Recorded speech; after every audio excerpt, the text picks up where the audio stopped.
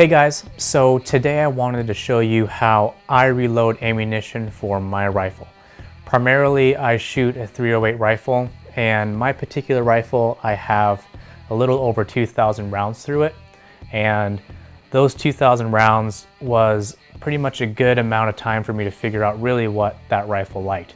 And so with that rifle combination and my ammo, I'm able to get a little less than a quarter MOA at 100 yards. And so that's pretty spectacular considering that the only thing that I modified from a stock Remington 700 rifle is a firing pin and a cheek comb, which doesn't really have anything to do with the accuracy, more on shooter error and consistency. In my last video, I showed you guys how to clean brass in an ultrasonic cleaner, and this is an extremely important step when you're using used brass. When you have brand new brass, you don't have to do that step, but it's a good idea that once you have it cleaned or once you take it out of the package, that you make sure that they're all the exact same length. After you figured out the exact same length, if you want a good amount of accuracy, you should sort them by weight. And what this does is take for example, you have two cases, one's heavier, one's lighter. The one that's heavier is gonna have more material. And when you bring those cases to the exact same exterior dimensions, you're gonna be changing the interior volume. And what that does is makes a difference in chamber pressure, which translates into a difference in velocity. So you should sort these things and keep them separate. And when you shoot them, keep them separate so that you don't have to go through all that sorting again. If you really want to be anal about your ammunition, you can do what I do. You only really have to do it one time until you replace your brass. And that is to neck turn all of your brass.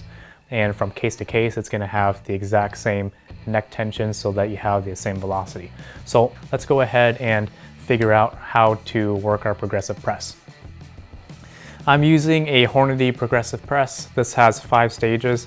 You can use a single stage press, but you know, I'd rather spend more time shooting than reloading and doing other things with my time.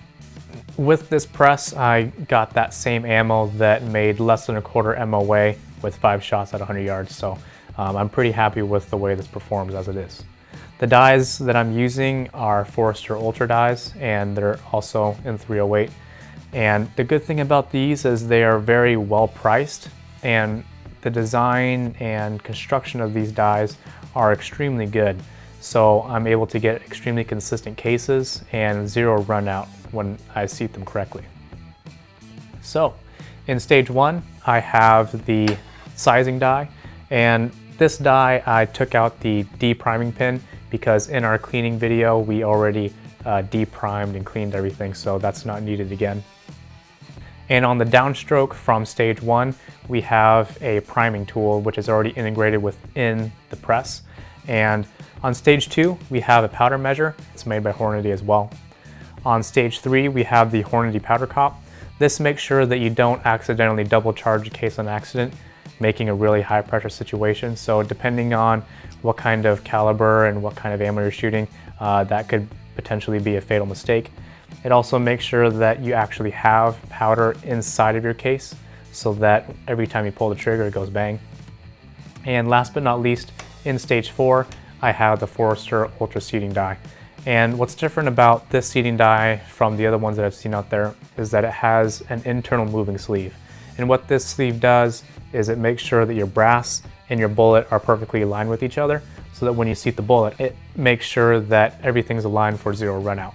And run out is what we call the untrueness of a bullet. So if your bullet has a lot of run out, then that means that your bullet is going to deform once it gets into the forcing cone of your barrel. And in stage 5, I don't have anything, but if you were inclined to, you could go ahead and use a crimping die. So now that we have the order of all of our dies, let's go ahead and figure out how to set these up. The resizing die has the pin removed, as stated before. I'm using a full-length sizing die for consistency and reliability at the expense of brass life. And the die is set to a depth where it locks down to the shell plate firmly. This will make sure that the entire length of the brass is resized and that the neck and shoulder are pushed back to the correct depth. The next step is a powder measure. This one is made by Hornady and came with the press. The powder measure has an internal baffle so that powder has a consistent compression between granules no matter how loaded the hopper is. When you're searching for the correct powder throw and you're making your adjustments, always toss away the first 3 throws and measure the 4th. This will ensure that the powder is not compressed nor lofted inside the measuring chamber.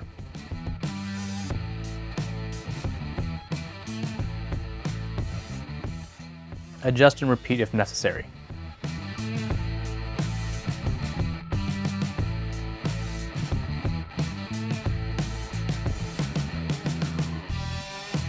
Once that 4th throw measures at the correct grain weight that you want, repeat it a few times to make sure that it's really consistent. Never develop a load starting at the maximum powder volume allowed by a reloading manual. Start low and work your way up until you have found the correct velocity that you're aiming for or that you see pressure signs. Once you have the correct powder charge, go ahead and prepare a case. You'll need to lube it, resize it, prime it, charge it with some powder, and then go ahead and put it all the way up into the powder check die.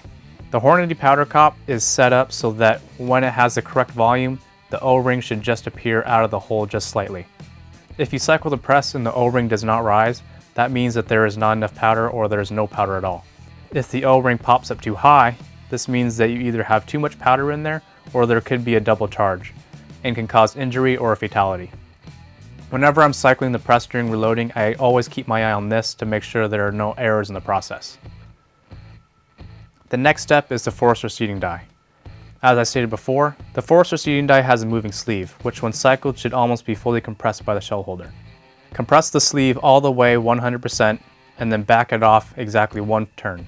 The sleeve in the die aligns the shell and the bullet so there is little to no run out. To get into the ballpark for overall length, I took factory match ammo and cycled it into the seating die while the die was set very high. I then lightly turned the depth adjuster until resistance is felt. Because brass has a little bit of a spring to it, it's necessary to go a little bit past that. Once that's completed, we can take that shell casing that we prepared earlier with the powder charge and we can go ahead and seat a bullet into it. After the bullet is seated, we can take the Hornady bullet comparator and measure the 2 rounds and adjust accordingly. Because the seating die has a micrometer adjuster, it's really easy to make sure that the overall length is consistent with the previous round. When developing a new load, you will want to adjust seating depth in intervals to find out what your rifle likes the best. I've found that with the Sierra Match King's thin jackets, that they like to be just barely off of the forcing cone. So the biggest things that are going to affect the accuracy in your rifle are going to be the bullet type, the bullet weight, the powder charge / velocity, and the seating depth. So play around, do a lot of research on what kind of powders, what kind of bullets, and what kind of bullet length that's going to work best for your rifle. Reloading's a lot of fun. It's a lot of experimentation, but once you get it down right, it's freaking awesome. If you guys have any questions about this, please feel free to ask and I'll answer them as best as I can. But as always, take care out there. Bye.